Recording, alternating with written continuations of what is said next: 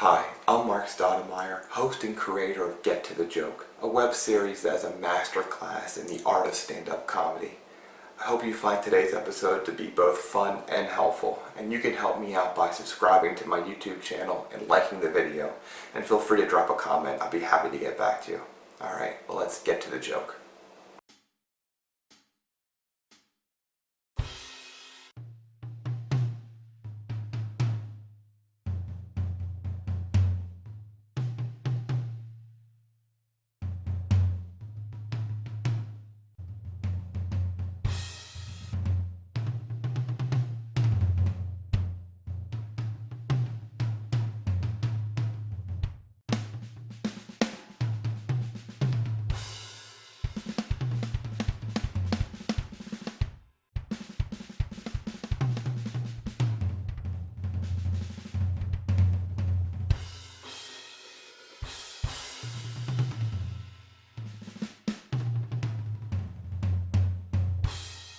Hi, I'm Marc, a comedian from Philadelphia.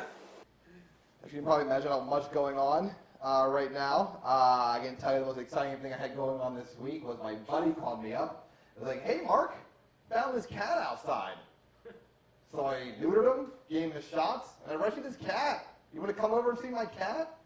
Well, I got nothing better to do. I'll drive 45 minutes to come see this cat. Showed this guy's house. Cat's not even there.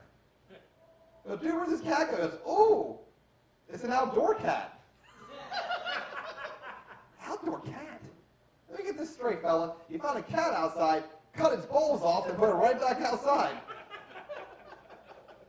Seems like a pretty raw deal for that cat. Story has another turn. This guy has two other cats. They're both house cats. Now how's an outdoor cat feel? It's like, "Oh, outdoor cat, don't be coming in here. See all this food and air conditioning and love? That's not for you. You get right back outside, you outside cat." Now I know how Cooper Manning feels. Nobody. All right. For those who don't know, Cooper Manning is Eli and Peyton Manning's other brother. There's a reason you never heard about Cooper Manning, because nobody cares about Cooper Manning. He's an outdoor cat. On today's episode, we have Erik Terrell, one of the hardest working comedians in Philadelphia. He is the host of the popular YouTube series Terrell's Top 5. You may recognize him from being a regular at Helium Comedy Club, Punchline Philly, Caroline's up in New York City. He was a 2019 Comedy Central Comic to Watch, and it was an absolute pleasure to get him on this show. I could talk to Erik for 3 more hours. Erik, is just the work ethic that he has truly shows with his impeccable jokes and his storytelling. I hope you get a lot out of this episode because Erik just gives so much gems in there that I walked away with such a different way of doing comedy once I spoke to him. I almost forgot that he was much younger than I was because he was so wise when it came to comedy and stand-up. I hope you appreciate this episode, and let's get to the episode. I'm trying, guys. You know what I'm trying to do most? I'm trying to be a real adult. I'm trying to be like a real adult. There's 2 kinds of people in this world. There's 2-job people and 1-job people. I fucking hate 1-job people. Okay, not people who cry every night, eat ramen noodles for dinner, sleep on the subway. Those are real Americans. But I don't like people who have 1 job and like their 1 job. I hate them because I'm jealous.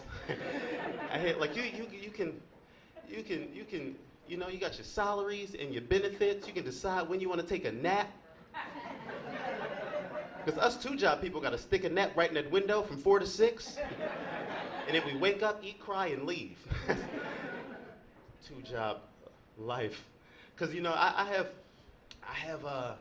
I love this job. Comedy fills my heart. I have another job that fills my stomach. Because I need food. Because if I just fed my stomach, I'd have a sad heart. But if I just fed my heart, then it would stop. Because I need food. One job people, man, you just don't understand. The two job life, look, two job people are real Americans. Like, we're real Americans because we are fucking tired. All day. You wake up fucking tired. You go into work fucking tired. You get to work fucking tired. You go back home fucking tired. And you take a nap and you're ready to go. For the first time all day, you're ready to go. You're so ready to go that you've got to go. And where do you go? Back to fucking work. And you're fucking tired all night, and you going back home fucking tired. And you get home and you're fucking tired all week, and it's Friday, and you get to the bar, and you've got to get drunk because you deserve it. And you know what happens? When you mix all that alcohol with all that fucking tired, you fucking pass out. And then you sleep all weekend, and you wake up Monday fucking tired. It's real Americans. People with one job got shit like time on their hands. Like, I think I'm gonna do swimming on Tuesdays. I hope you fucking drown. So I can apply for your position.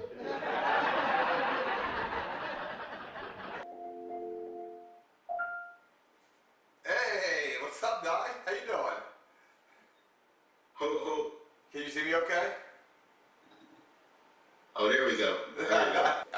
First of all, I just want to make sure, are you and your wife, you guys are doing okay? Friends and family are doing fine? No coronavirus hitting you guys or anything? Everything's going okay? Yeah, my wife and I are doing well. Mm-hmm. We're healthy. There's been COVID around us. Okay. And our family has been ill. We've had a few family members pass because of COVID. Oh my gosh. And it's dramatic. Yeah. Traumatic, I would say. It's wild. Are everything they... you say about the difficulty of people passing with COVID is true because you can't see them. Nobody, it's 5 people allowed at the cemetery. It's really, really, really, really weird, uncomfortable, and sad. It's funny you said your wife would be popping in with the dog. Yeah. I know I was worried about the same thing. My wife in about an hour will probably pop in here too. Well, right now I'm in like the one of the 3 rooms that I have in this house. This is where I write. I write right here.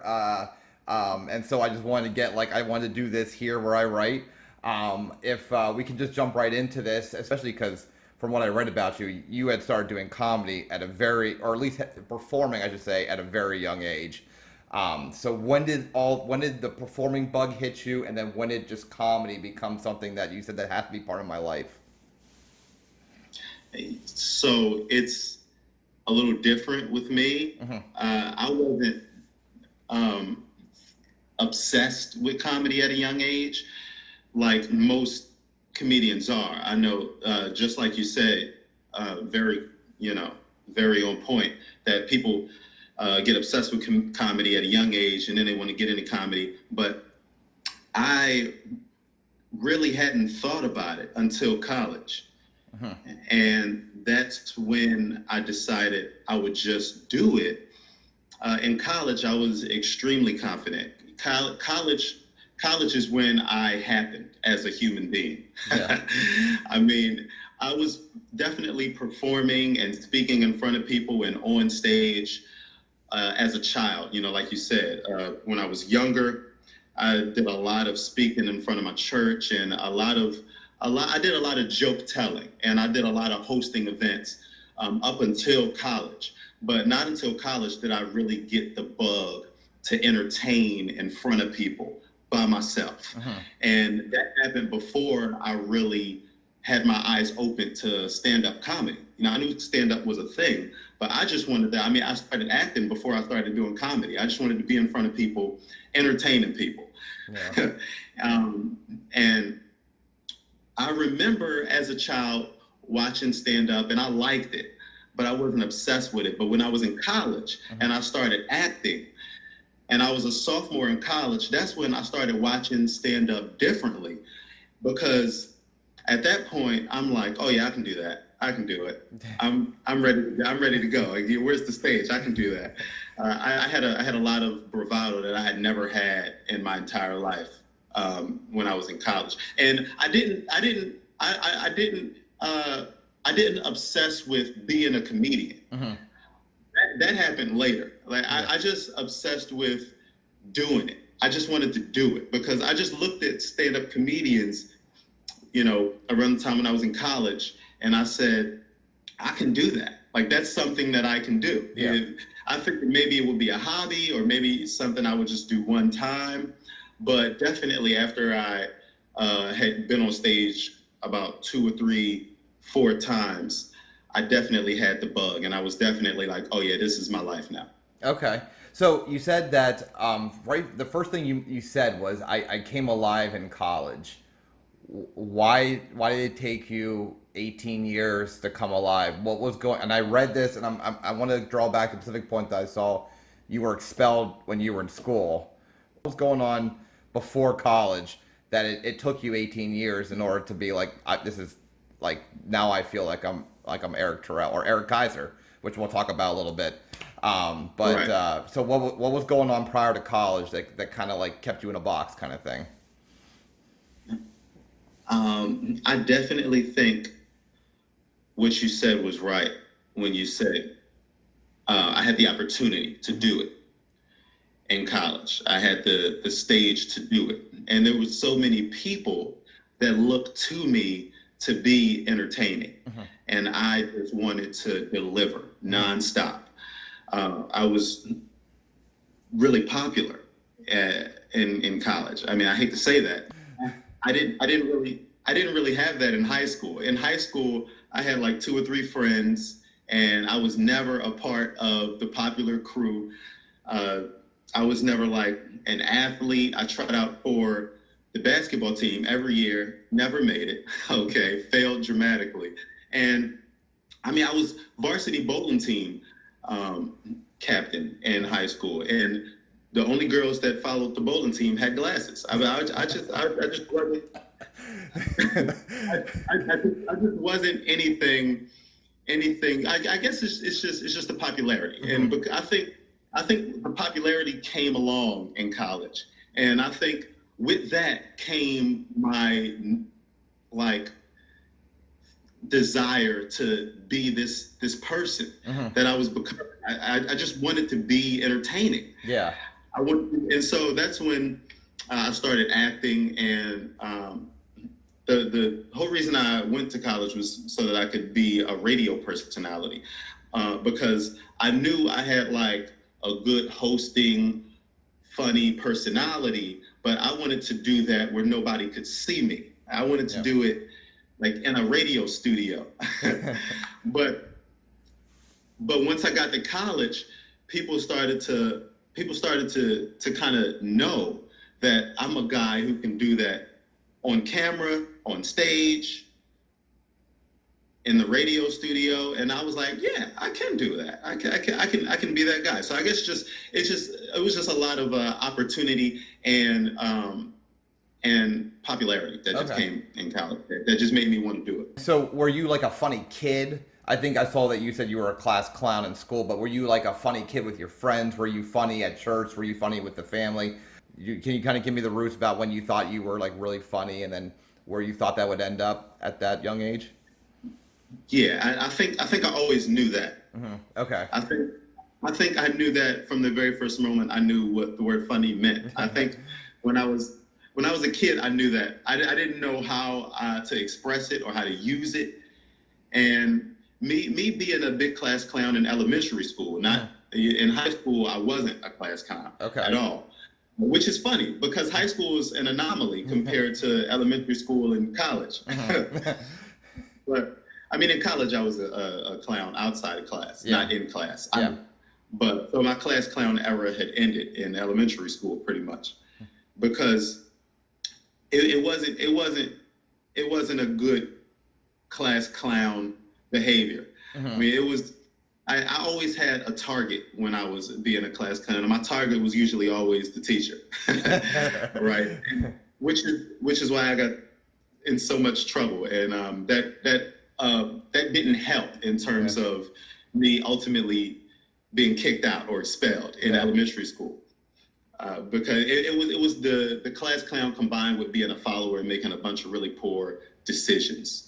Well, you can vandalism. So that was it. Vandalism that made me expel you. Me and a couple of my friends, we keyed my teacher's car. We keyed it all up. Wow. And that was definitely the last straw. They was like, yeah, okay, funny guy, you're out of here. But was there a reason that you targeted that teacher? Was that teacher harder on you guys than other kids, or was there a reason that teacher was targeted? Did he just like not want to be a teacher for you guys, and he was almost like sadistic in a way? Was there a reason?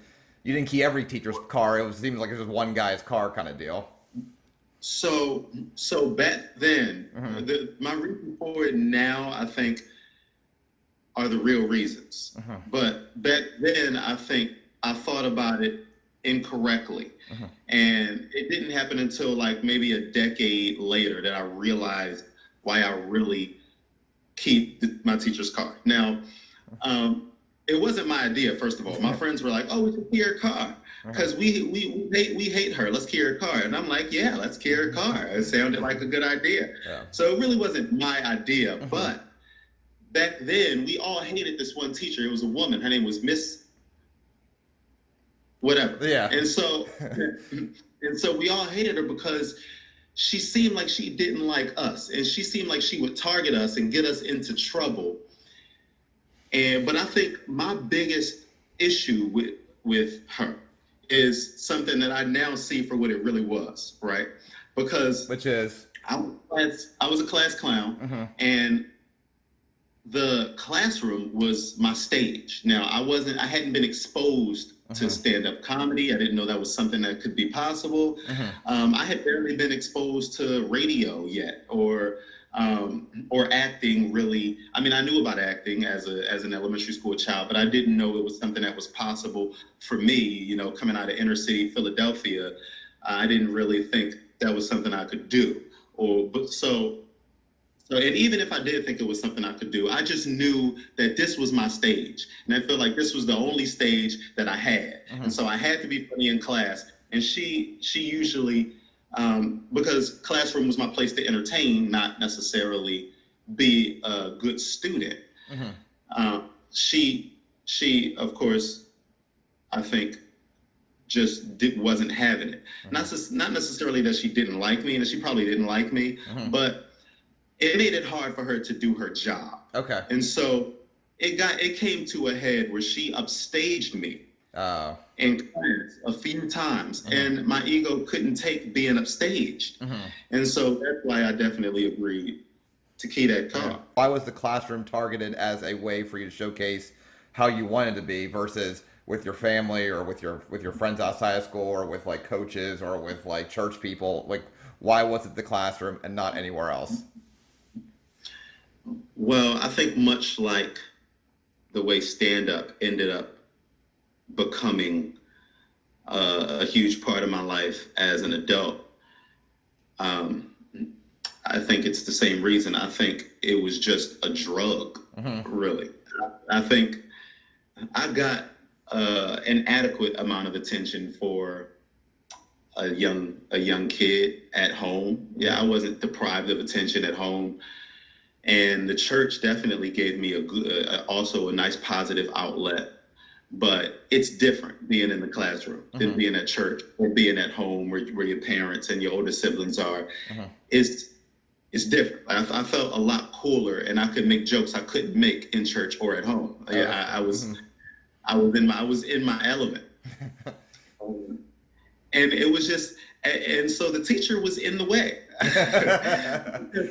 Why is she there? So I mean, this is the place where people clearly are coming to be entertained by me. So you're in the way.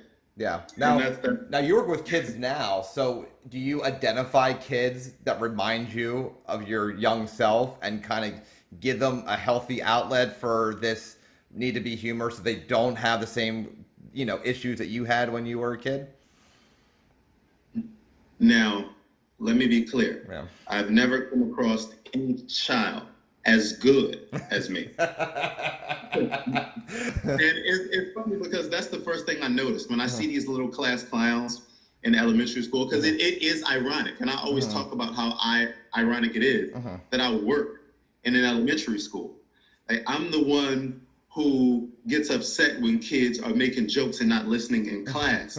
And I just laugh at myself like, wow, this is ridiculous. It's ridiculous how this came full circle. Is it though? Or did you choose it because you didn't have somebody like you when you were that age? All right, so yeah, these kids are acting out, and yeah, these kids need that attention, and maybe they're doing things that you know are detrimental to whatever they're trying to aspire to in their current situation. But are you there because nobody was there for you, like you're there for these kids? Is that why you chose? Maybe this was why you chose that profession. So yeah, I agree. I agree with you in a sense. That is why I take a very high level of interest and concern and care in those children. That I see this bug for entertaining everyone around them. I relate to that in the biggest way. So that's definitely why I relate to them and feel for them so much. It's not why I do what I do, because I signed on because it was a job coming out of college, and then I'm like, yeah, this is pretty cool, because I feel like I make a difference. With my day job more than so many other jobs I could have. So I'm like, yeah, this is cool. I definitely want to do this, and I do come across those kids in which I do relate that they just have this insatiable appetite to be entertaining, and it can't be bottled up. They like no matter if there's teachers around or if they're at an assembly. I mean, it's just they're in school to be entertaining in their minds. And I definitely tell them something that I don't recall being told when I was a kid, that you have to save it. There's a time and a place for it, and you've got to save it. And which is why I definitely entertained the idea of doing like camps and youth comedy camps. I never did one, but sometimes they need a place for it. And if they have a place for it, then they wouldn't be so. First of all, they would know that there is a place for it and that I'm doing it in the wrong place.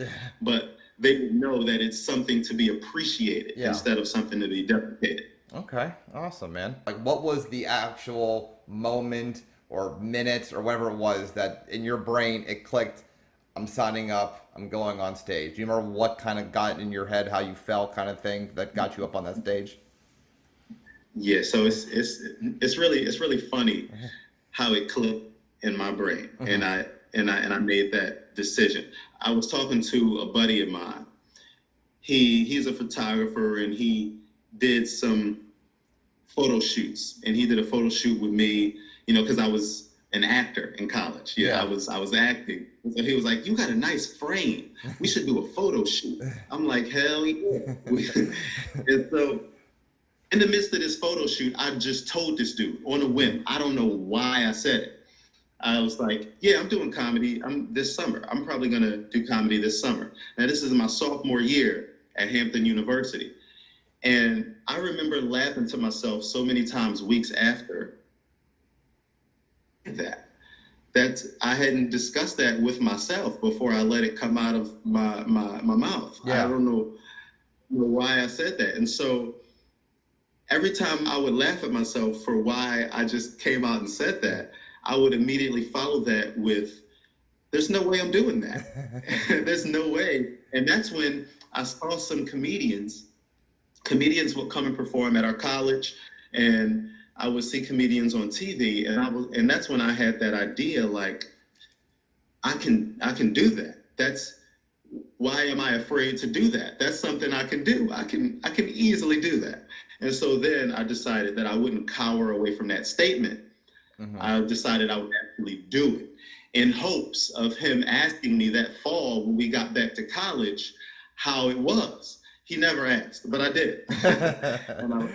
what is there on stage that you are willing to talk about your life, and are there things that you're not willing to talk about your life?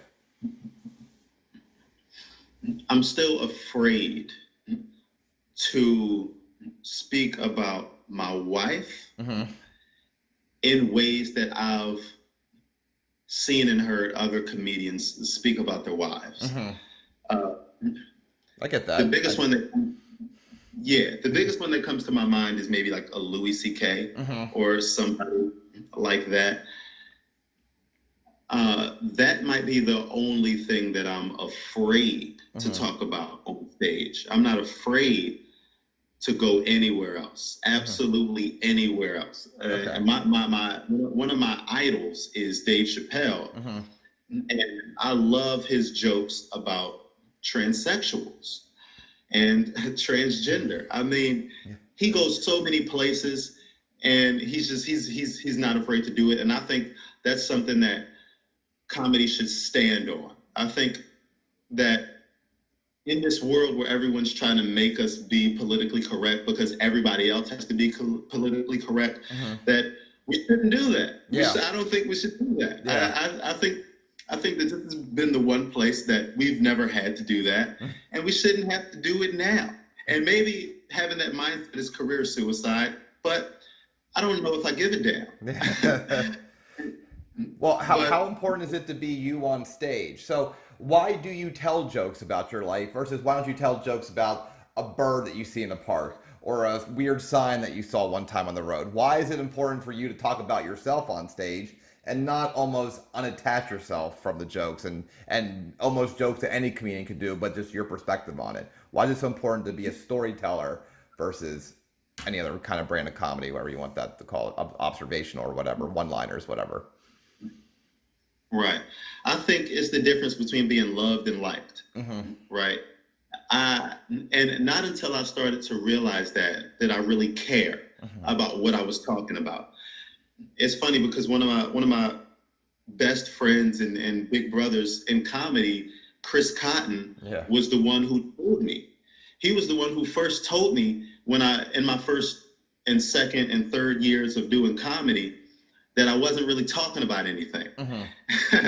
And I was so angry with Chris when he said that to me. I was like, what do you mean? Like I'm doing so well. Don't you see how well I just did? He's like, yeah, but you're not talking about anything.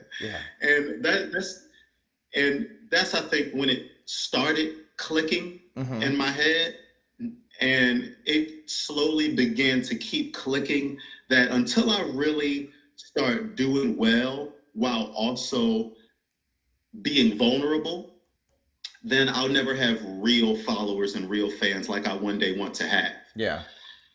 Because they won't know who they're seeing or who they're connecting with, and that brings people closer in a way that just making people laugh can't do. Do you tell different jokes then in front of a white audience or versus a black audience, or are they the same jokes? I used to tell the same jokes in front of white audiences and black audiences. I don't anymore.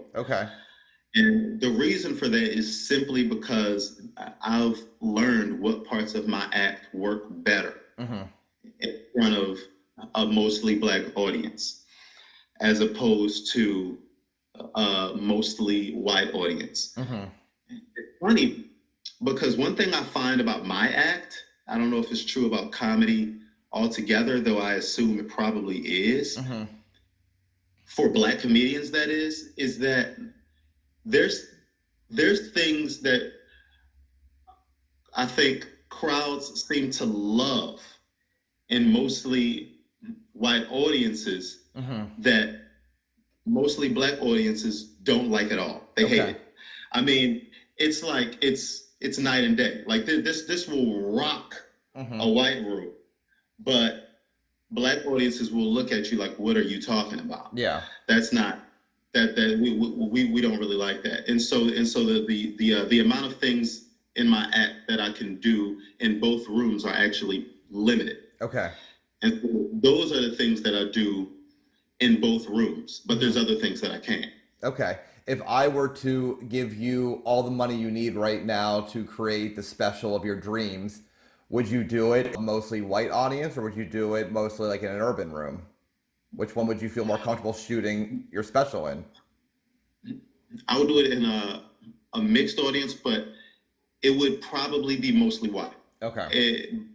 Because over time, those are the people who appreciate my humor the most. Now, I don't want it to be this way, Black people. It's not my fault. Don't shoot the messenger. Don't blame me. Okay, I want it to be the other way around. I really do. I promise. Yeah. But that's it. Over time, it's just been proven that that's honestly a reality. And most people who really have seen me in both rooms will tell you the same thing. People in Philadelphia will say that Erik Terrell is more of a helium comedian than a black bar comedian. I want to be able to be just as good in both places, but I never have been. Yeah. I want to talk a little bit about your writing process. I want to get a good idea, a good sense of how you write, how an idea is developed. And I have a few of your jokes here. The first one I want to ask you is about, if you don't mind walking me through where this idea got in your head and how you were able to remember it enough to write it down, or if you don't write it down, and what you do to develop it before you do it at an open mic or what have you. The first one I want to ask you about is the black people meet joke that you do. You know, I've heard people say weird things about my culture. I've heard people say, black people, we got exclusive shit. Like, we got our own TV stations, magazines, dating websites. Blackpeoplemeet.com. I like blackpeoplemeet.com. I met my dad on blackpeoplemeet.com.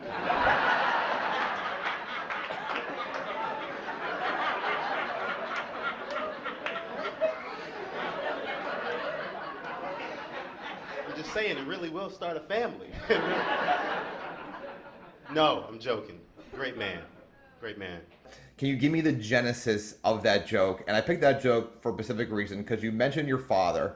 I probably watched maybe close to about 2 hours of your comedy, mostly some of the same jokes, on tape before this interview. And then from what I remember from you doing it, this might be the only time you reference your dad in any of your jokes. You talk about your mom, you talk about your aunts and uncles, but this might be the only time I heard you talk about your father. So you don't mind getting me from the beginning of that joke, maybe mentioning why the punchline is your dad, kind of how you wrote it, how you edited it. Maybe that joke wasn't the clip that you sent me, maybe that wasn't the original version of that joke. Walk me through that joke from the very beginning to the clip that you sent me. So, first of all, my dad is not as funny as my mom. My mother is a character. Okay, so I think naturally she ends up in my material more because of that. Now, my dad, I love him dearly. I love him a whole lot. And he's an amazing man and an amazing father. But he's just not that much of that strong of, or that animated of a character. He's just a calm, collected, calculated man. Yeah. And he's part of the reason I'm so calm and calculated. But that joke, first of all, I wasn't ashamed at first because I just told jokes about anything. But the more I was doing comedy, I was ashamed to keep testing that joke out and trying that joke, because that's one of very few jokes that I've ever told that's a complete lie. Okay. It's not true. Okay. You made the story. It's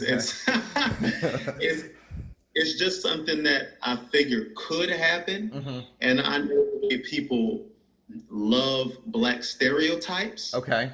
And so I said, what if this happened? Yeah. And so eventually it sat well with me, because I figured I can just tell people it's a lie after I tell it, which is why these days, every time I perform it, I follow it up with, I'm just joking. I'm just joking. like, no, my dad's great. That's I say that every time, and I make a point to say that because I'm not telling fake stories anymore. That's not who I am as a comedian. But so at first it was just a funny what if thought that I had, and I said this is something that could happen. What if, because people love to think that Black fathers aren't around, what if I met my dad on blackpeoplemeet.com? And so I just acted like that did happen, started telling it as a joke. People loved it. So do you write that joke down? Does that go in your cell phone? Does it go into a notebook? You sent me a page of a notebook. I don't know if that was from earlier in your career. And then I saw like computer like joke or typed out jokes, not computer jokes. That was a weird way to say that. Typed out jokes. How are you writing that joke? Well, what year, is that an early joke from your career back in 2011, or is that in the middle, or is that? I don't think it's as recent because I think I saw it in an older clip. Yeah, it's funny because that's a joke that was actually written and first performed in like my first 3 or 4 years of doing comedy. Maybe even my second year of doing comedy. But unlike the skinny person fighting in a club joke or the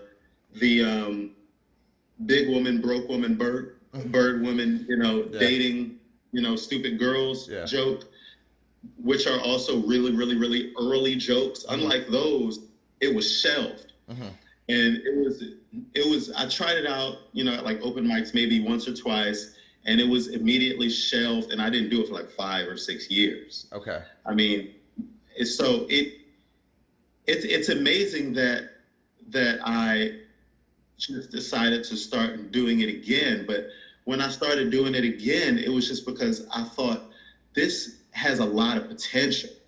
And I'm like, wow, this seems like it has a lot of potential. And I was right. I mean, I started trying it out again, and I'm like, people love that more than or just as much as anything else I say. So I kept doing it because of how much people like it. Okay, so do you tell that joke in front of a Black audience, or is there a guilt there? I didn't answer the question of what happens, right? Yeah. So I have the what if moment. I think about the material, and it goes into one of 3 places. I don't remember exactly where this one's. That's fine. Just give me. I guess the better question is give me you get an idea, whatever that idea happens to be. Tell me your whole routine. So there's my phone notes. There's my phone voice memos, and there's a piece of paper. Usually never in a notebook. Sometimes if I'm around a notebook, I'll put it in a notebook. But usually just some random piece of paper, a napkin, or on the back of some paper that, is close by me. And wherever I write it, I just fold it up, stick it in my pocket until I get home, I type it up. And so whether it's on a piece of paper or in my phone notes or in my phone voice memos, eventually I'm gonna get home and type it up. Okay. So I would say because I've contemplated and mentally created so much material, I would say probably about 60 or 70% of all the jokes that I've put into one of those 3 places, the note, the memo, or the piece of paper, have made it into my computer library. Okay. My library of Word docs. Usually the ones I like the most, but I can't get them all in there because I just don't have the time. I just have like an hour or 2 that I spend a week just getting the best ones out of the notes and the voice memo and the papers into my library. Okay. But whatever's in my library, those are the ones that I contemplate trying out on stage. And I would say probably about 30 or 40% of the jokes that make it into that library are actually tried on stage. Okay, so is that all you write? So is it just 1 to 2 hours a week that you have time to write or think about a joke or organize in your comedy library, or is it just 1-2 hours a week you're just placing jokes that have potential to be told on stage in a library, but there's more time being spent writing and developing ideas? Yeah, definitely. Do you have set times? Like you're like, when I get home, I gotta tell my wife I need an hour to write. Is that I do. So I mean, and I brought my stuff. I follow Nice. directions. I'm the man for the job because I'm OCD. Yeah. Okay. I'm very similar. And if you want somebody who has a process, listen here. I got the process for you, just like Marc Stoudemire. I love to hear the So, process, man. Give me it all. So wait, what was the last question? I guess do you have a set time that you write? How often do you write a day? Where do you write? How's it get from writing to the library, from the library to the stage? Give me the whole process. If you want to use a specific joke to kind of give me an example, then that'd be great. But whatever you want, tell me.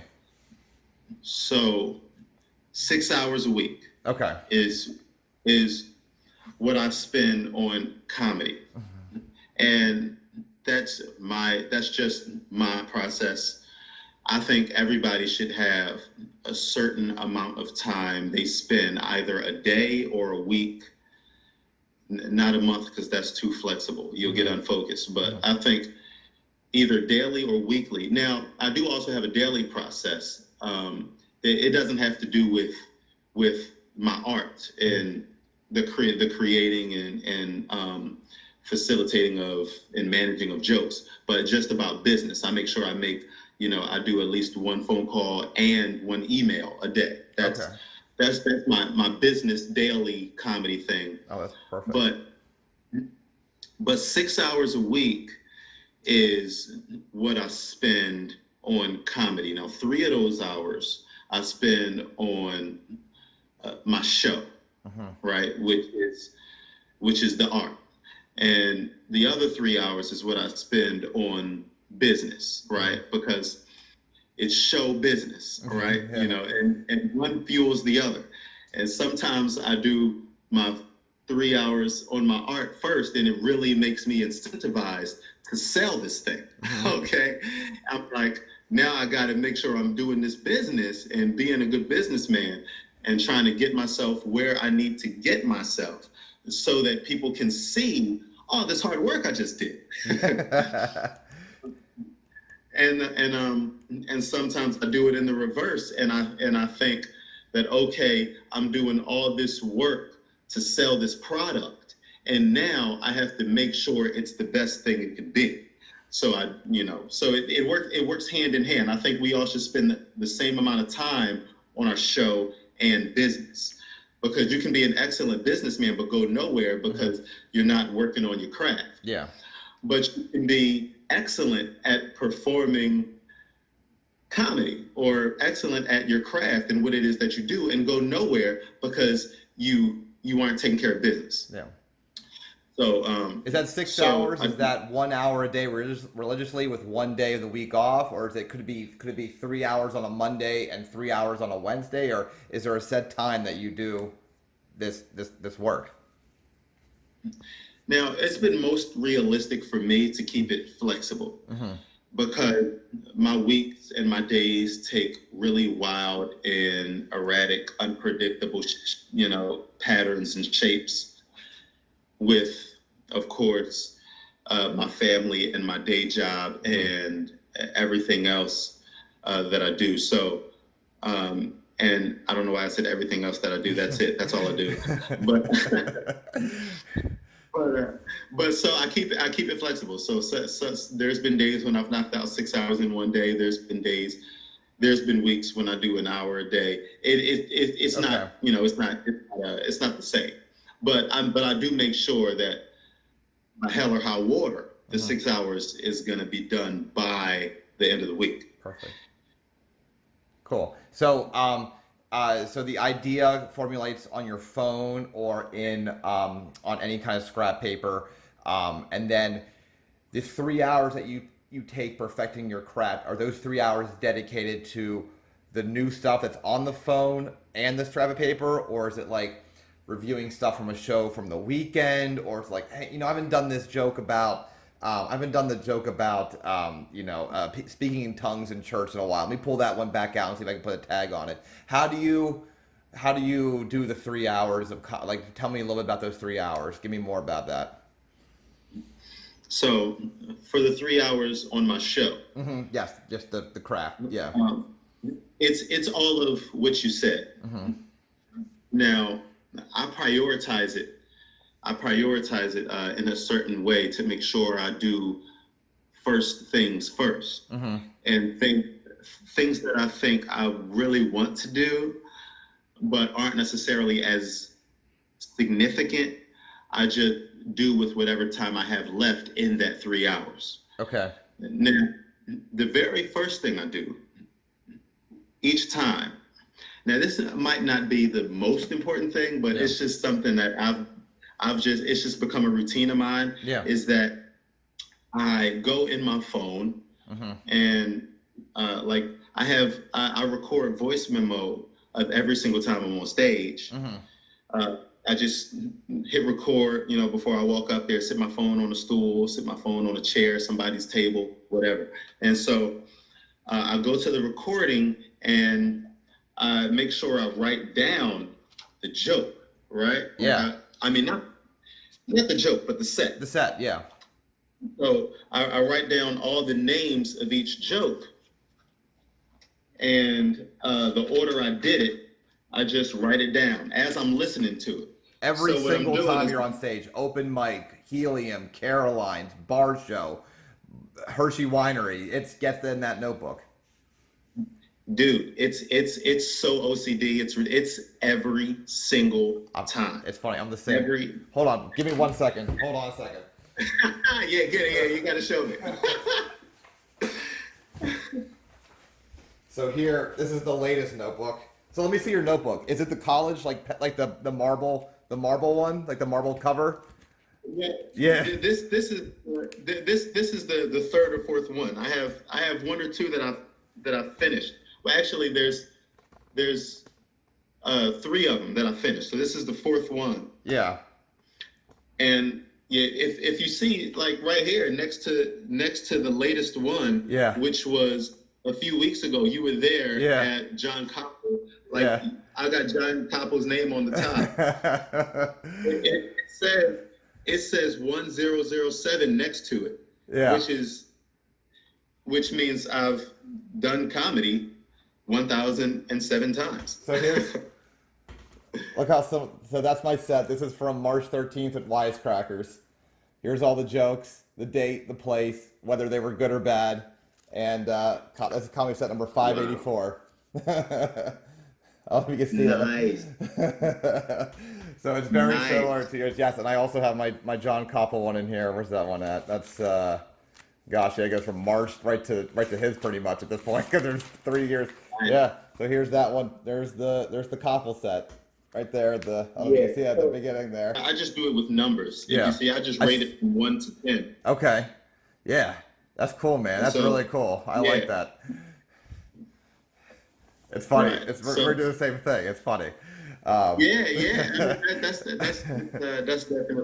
that's definitely I think the best way to do it, man. Best way to do it. So when you write though, are you in the bedroom, or is this where you write right now? Are you in the bedroom when you write? Are you like on your bed when you write? Are you in a chair? Like when you're actually writing out a joke, is that on the computer or is that on a notebook? Do you write word for word? Do you just take premise and then these are all the punchlines I want to hit? Anything like that? Tell me a little bit about how your joke looks. If I said, Eric, send me the joke that you do about the gay trainer, what would that look like to me? Or just say gay trainer, and that's all you have, and then just in your brain switches to the exact joke to tell.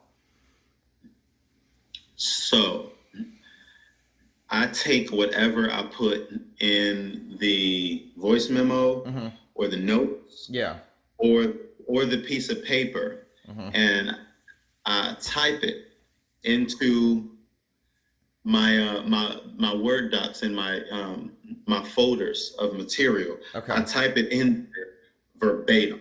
Yeah. So it's so OCD, it's scary. I try to make sure I get every single word necessary or not, every okay, every really, every like, every, which are unnecessary words that I say too many times in my I do my think, act. yeah. I get all those. Every Yeah. So right. if you were to hand me a joke of yours, it would almost read as a transcript. Right. Okay. What is the difference between writing in your hand and handwriting your set in that notebook, but making sure you type out the joke on the computer? Why do you not handwrite jokes, and why doesn't your set end up in the computer? Yes. I don't know. For some reason, it feels safer to me and more comfortable to have all the sets in the notebook. Okay. I'm not sure why. I'm not sure why, because I've gotten notebooks stolen before. Yeah. So it's not safer. It feels that way, and I feel more comfortable with it. Not. I guess it's just a comfort level at this point. I guess that's the way I started doing it, and I just like doing it the way I've been doing it. Now, there are a lot of things that I might throw in there, like, but I could do that on the computer too. So I don't know. Like sometimes I might write, if I feel like I got a nice little pop on a set off of something I said that wasn't necessarily one of my jokes. Yeah. Then I write the word ad lib in parenthetically. And then I write the line and the number next to it. Okay. But of course, all the little quirks and different things that I do in the notebook, I could also do on a computer. Okay. So, are they backed up on the computer? Like, what happens if you spill coffee on the computer and you fry the hard drive? Are all your jokes backed up? No. No. The set lists. Okay. Are not. Now all the jokes. Yeah. That's what I meant. I'm sorry. I meant all the jokes. I meant the jokes themselves. You had them backed up on your computer in case your laptop fries or whatever. You had them saved in the cloud or something, so you can pull them back. Well, I backed them all up on Jump Drive. Okay. Yeah. So I have one or two. I don't know if I still have the other one, but I have one or two Jump Drives with all of them on it, and every few months I make sure I take all the things that I did in the past few months, and I back them up again on the Jump Drives. Because I have also gotten a laptop stolen. Jeez Louise, man. Okay. All right. So the idea hits you. It's on a paper or in your phone. You spend 3 hours a week minimum. If you have, is it 6 hours minimum? Could possibly be more if you're in the mood to keep writing. Right. Okay. So you're writing it down. The joke is now being written verbatim on your computer. Is there any kind of editing that you do before you take it to an open? Do you go to an open mic to try your jokes out, or is it like I'm booked on a lot of shows, I can try it out on a show? Tell me how you get the joke from the paper to the first time a human ear hears it. So it's a feel. Okay. Now, sometimes I waste no time, but that's rare cases. And I want to say when I do that, I'm usually always on point. Now, there's been a few times that things that I thought would be so great that I would put it in my computer and then bring it straight to the stage. That it was terrible. It's happened before. It doesn't never happen. But I think usually it's at least okay. Okay. Do you bring the computer with you, or how do you know? Like, how do you remember? Oh, so you just memorize the joke, or you memorize the important parts of that joke, or is it something like I'm just going to go tell the joke? If I forget to say it on stage, maybe it shouldn't be in the computer. So here's the weird thing that I think probably no other comedian does, right? So I used to not do this. I used to just look at it on the screen and memorize it, and maybe rehearse it a few times in my room, and take it in my head. But with the amount of material, unwritten and written, that I have in my head right now, it's just impossible to remember everything. So what I do these days is I take my phone and I actually take a picture of my computer screen, which actually comes out okay. It's not bad. It's not a terrible picture. I mean, it's a pretty stupid thing to do, but I just take a picture of the screen, and sometimes if it's longer than one screen, and I'll scroll to the next, take a picture of that screen too, and then while I'm sitting at the bar or sitting around at a show before I'm going to get on stage, I just scroll through on my phone and just look at it. And, it's pretty clear. I can see it, and so I just keep reading through it until the moment when I'm about to hit stage. Okay. Cool. So you tell that joke on stage, and then what happens following that? I know you just said that you record every set that you do, and you listen back to it, and you put it in your book. What else? So what happens to that joke then? Are you then rewriting it on the computer? Do you add, tell me how you self-edit yourself, or how you self-analyze yourself between the next time then you tell that joke? So I'm glad you asked, right? Now, so if you thought it was OCD before. I feel like you and I are very similar with this, right? Except that you do more of it than I do, but I feel like we're very similar. Right. No, buckle up, right? So I have 3 different levels, right, for material. Now, level 3 is my A list, things that always work, okay? And or almost always work. And not even always work, because my level 2s pretty much always work. But the level 3s are the things that could possibly be the best part of my act. Okay. I mean, 40. Now, I've written like thousands and I've performed hundreds, but there's probably like 30 or 40 jokes. Okay. And I haven't yet done a comedy album or been on television. So I still consider none of my material obsolete. I'm still doing everything. No, yeah. And so out of those hundreds, it's like 30 or 40 that are like, that are on the 18, my level 3 material. Now, my level 2 material are the things that work most of the time. Now, sometimes they might not work, but the level 1 material, I think, is anything that I have never done.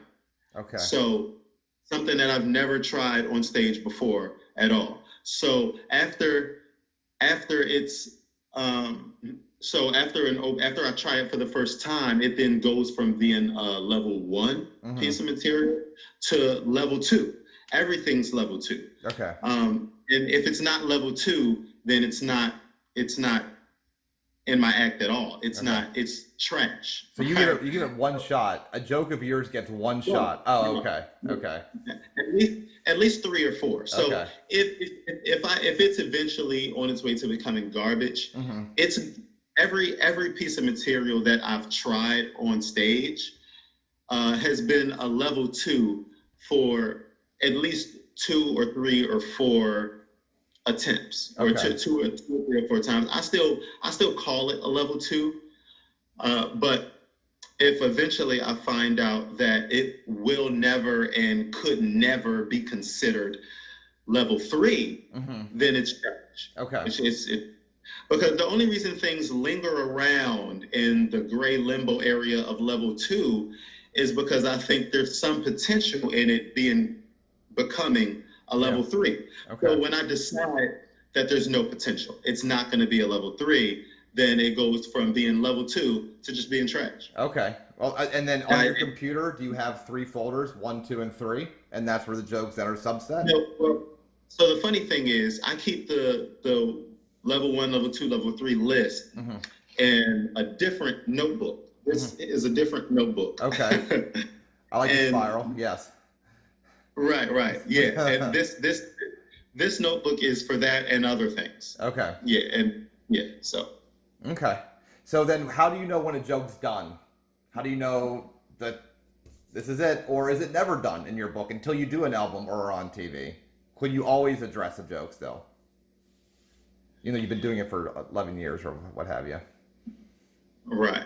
So it's funny because the joke about being fucking tired, having one job or two jobs, along with the black people meet joke that we just talked about, the black father meet, which is what I call it, and a few other jokes, but those are probably the main ones. But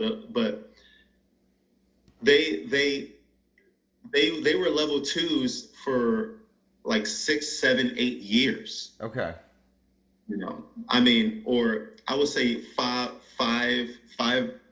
years in the case of the black people meet. But so because I've seen some material make it into level 3 category, it's become a lot more difficult for me. So the more I've been doing comedy, the more difficult that becomes. It's really extremely hard. And because some things have made it into level 3, that makes it hard. And then just the fact that the more time that passes and the more I'm writing, because I never paused the writing. I mean, throughout this pandemic, I've got like maybe over 100 things that have never tasted a stage. So because with the time that passes, the amount of material grows to a ridiculous amount. It gets so much harder. Because once it's reached the level where it becomes level 2, and it's something that has seen a stage, it's basically a feel for when and if I'll do it again. Okay. I mean, there's so many things that I've done just once. Okay. I mean, at this point, because I have so much material, things have to do really well in order for me to even do it a second time. Because there's so much other level 2 material that I could do instead. Is there a joke that exists in the realm of level 2 that maybe even should be level 1, but there's somehow an attachment to it? You know, it's like I should, if someone who doesn't care for me would tell me, or someone who cares for my stand-up would tell me, stop doing that joke, but for some reason it means something to you, or you put so much time into it that you can't. Do you have a joke like that will always exist in level 2, even though it should be out of the act altogether? There's a few. There's definitely a few. I got something.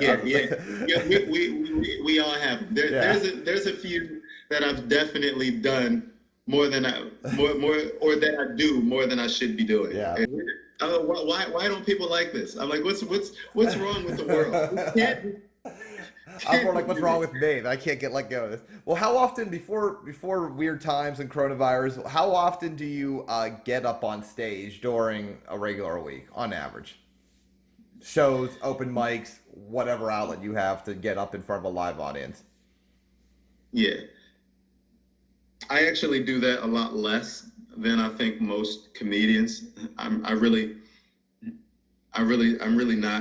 never have actually been on stage that much a week, even as a beginner, right? Because when I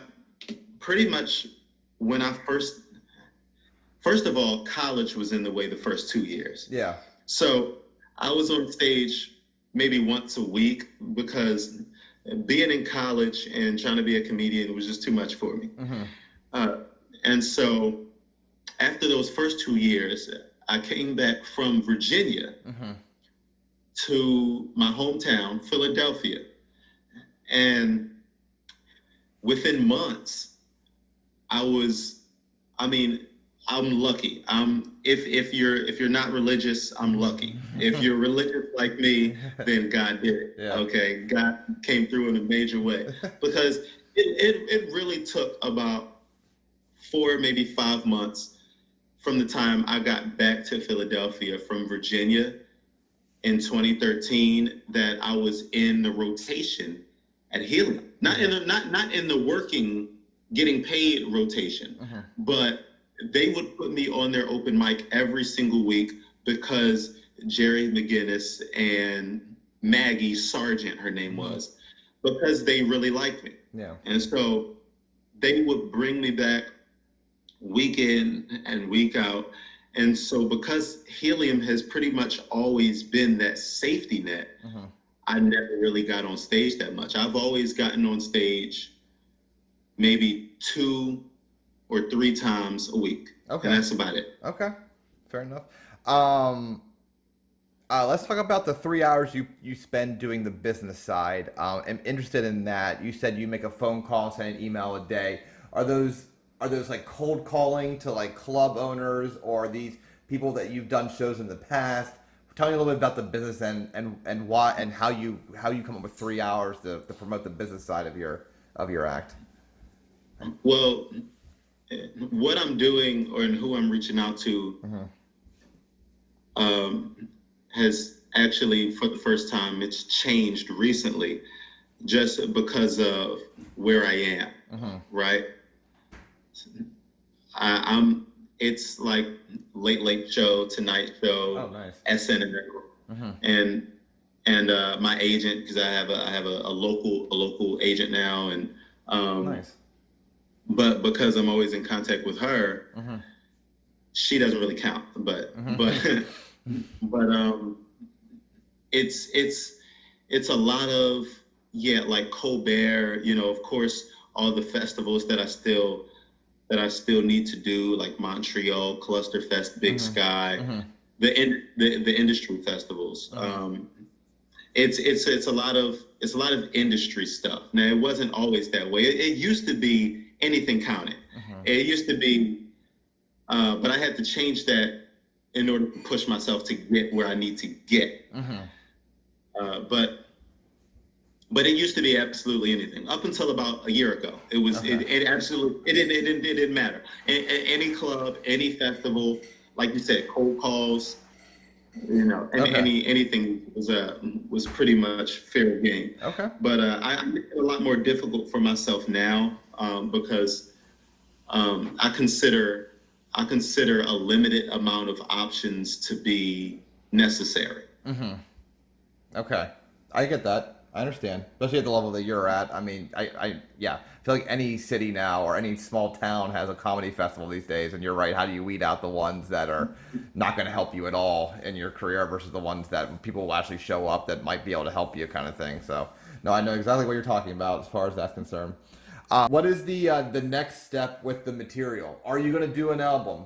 Are you going to do like what's the next step? So you have all this material, you have easily an hour of A-list stuff. You're doing Caroline's, you're easily a headliner in any venue, as long they gotta give you a chance, but I can vouch that you can headline anything. What's the next step? Are you ever gonna do an album? Are you waiting for the deal? Are you gonna keep it all until you get a bigger deal? Nothing self-produced. Right. Well, yeah, I mean, you nailed it. Maybe because of the conversations we've had in the past, but that's it. You nailed it. I'm waiting until the deal.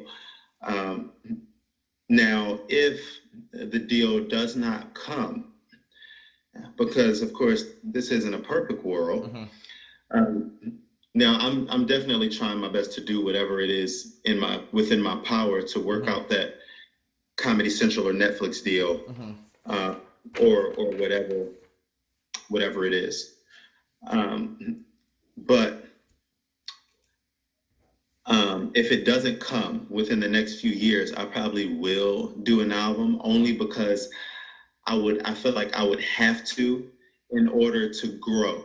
Okay. Because I've been doing the same material. I've got hundreds of jokes. And so there's some things in that level 2 area that probably are level 3s, but there's just not room right now.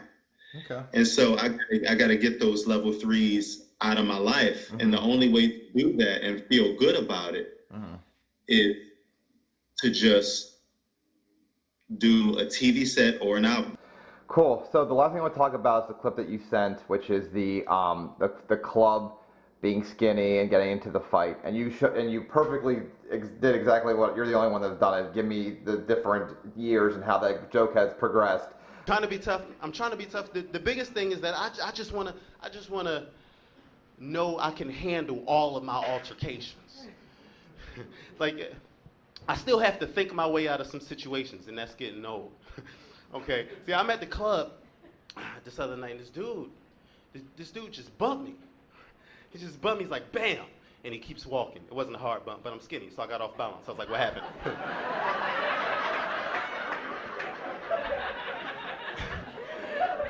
Now, normally, I would say something to this man.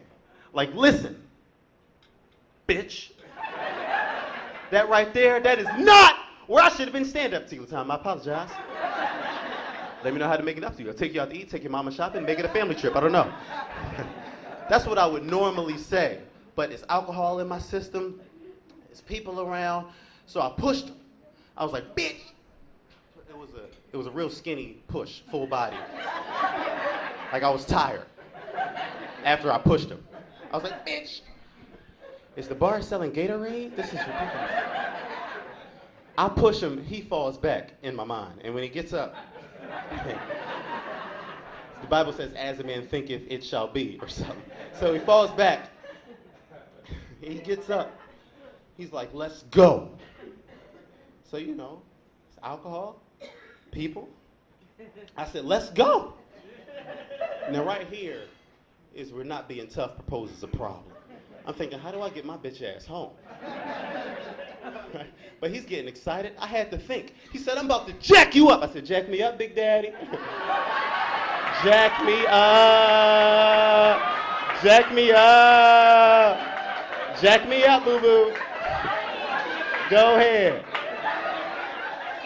You can jack me up all night.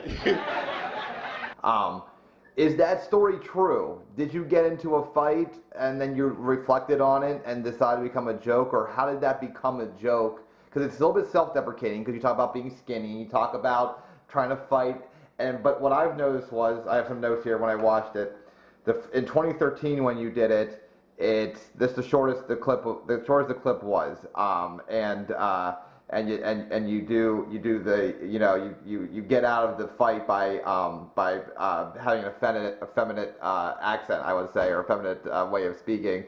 Acting like I just wasn't a fighter. And acting like I'm not the type of person that you want to fight. Yeah. But I never went that far. Okay. It's an exaggerated version of something that has happened to me multiple times. Okay.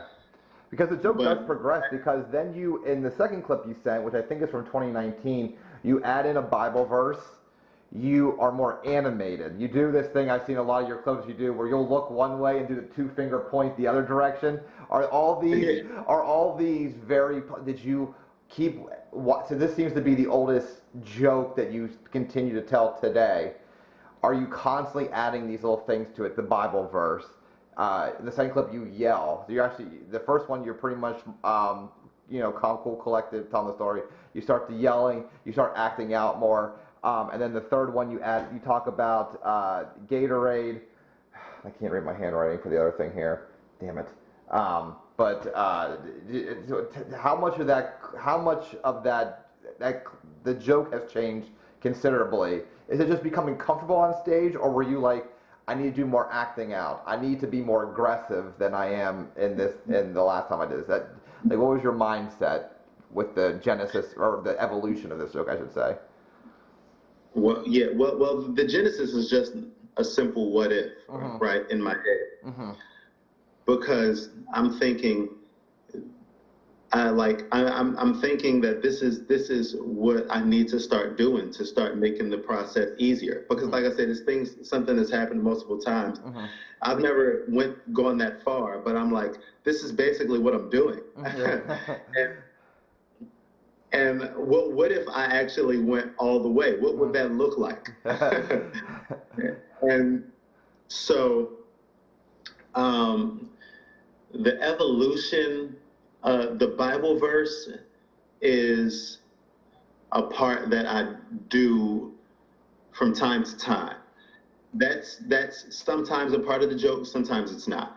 I only do that part when I think I've got a really hot crowd. Okay. I think the crowd really good. Because it's a part that is good, but not as good as some other parts of the joke. So because it's not as good as some other parts of the joke, sometimes I just omit it so that I could get to some other parts. Yeah. So that's in and out, and I think there's one or two other parts that might be in and out of it. But what about the way you deliver it? Because it goes from a very calm, you're just telling a story, almost like you're telling a friend a story about something that happened, to now there's a lot of I can feel the tension in the conversation. And as the years go by, I can see the tension. You're getting angrier when you tell it, even though your demeanor and your stage presence is very calm. This is one of the few times where you're aggressive when you tell a joke. Was there a purpose? Was it purposeful to make it this aggressive, or did that just come naturally telling the joke? No. It wasn't. None of that is purposeful. It's just the natural way that I envisioned the joke. Okay. Now, I will say I do have a fear of not having created jokes that are that animated, because a lot of people identify me and profile me as more of a calm, relaxed, chill comedian, calculated, chill comedian, which I am. Yeah. I mean, I would say that. Over time, that's who I've become. And so now doing material like that feels weird. Okay. Because when I was young and I jumped right into comedy, this was one of the first jokes I created. I was a different comedian back then. A lot of things were animated. I was all over the place. I talked a lot quicker. I moved a lot more. I jumped around. I had more animated act outs. And this was the best one of, from that early crop of old, energetic Erik Terrell jokes that it just has, people like it so much, it just stood the test of time. And sometimes I wish more of my act was as animated as that, or as passionate as that. But that's simply why it's a closer. It was like sometimes I use the fucking tired one job joke as a closer, because that's almost as passionate as I can get these days. Like that's and I think everything should be passionate, but the closer should be the most passionate thing you have, I think. Yeah. Anything you want to plug real quick while I still have you and still being recorded? Terrell's Top 5. Yeah. Okay. Which I can attest to is awesome. Top 5 on YouTube is all I got. And your website. Especially, myerikterrell.com. Yeah. Right. Yeah. During the pandemic, it's really all I got. And I'm 900 viewers, 900 subscribers away from being monetized. Oh, yeah. Well, let's get you there. That's because and I will leave on is why Erik Terrell? Why not Eric Kaiser? Just because of work? You don't want them to Google your name if you're applying for jobs or anything? Or what's the Erik Kaiser versus Erik Terrell? That's a good question. The first 2 times that I did stand up, I was Erik Kaiser. And the very third time that I got on stage, I remember it was at the Laugh House. And one one of like my big cousins, so to speak. She's like a big sister, big cousin figure to me from my church. She was there to support me, and she was like, Kaiser? She was like, she said, I'm like, I could do Erik Terrell. She's like, Erik Terrell's way better than Eric Kaiser. Wait, I was like, Terrell, yeah. is Terrell in your name at all? Is that your middle name? Or is that just completely out of nowhere? It's my middle name. Oh, My middle okay. name. I thought at least that was your middle name. I was wondering if you just No, pulled yeah. that out as okay. All right. Yeah. Well, cool, man. Erik Terrell. So yeah, I agree with her. I'm like that's what I'm doing, and it was it from then on. Well, dude, thank you so much again. I appreciate it. And I will talk to you very soon, hopefully. And hopefully we'll see each other again performing. Hopefully, not too distant future. We'll definitely see one another at a show when this world ends. Yeah. Exactly. Well, take care of yourself. Tell your wife I said hi, and I'll see you later, sir. Take care. Thank you. Thank you. All right, that's it. We heard from Erik Terrell. Truly one of the best interviews that we had. If you notice, Erik's 3-level system was very similar to that of Troy Moore's system. If you heard from the previous episode, if you didn't, you can click on this box up here, and you'll be able to watch Troy's episode. You'll see how similar of a way that they write their jokes are, which maybe tells you something when 2 up-and-coming comics do the same kind of joke writing prep. So again, thank you, Erik, for being on the show. Thank you for subscribing to my YouTube channel. Every Monday you can get a new episode from a great comic here in Philadelphia. So just subscribe, hit the bell for that notification, and stay tuned for more great episodes. All right, I'm Marc Stallmark. Thank you very much.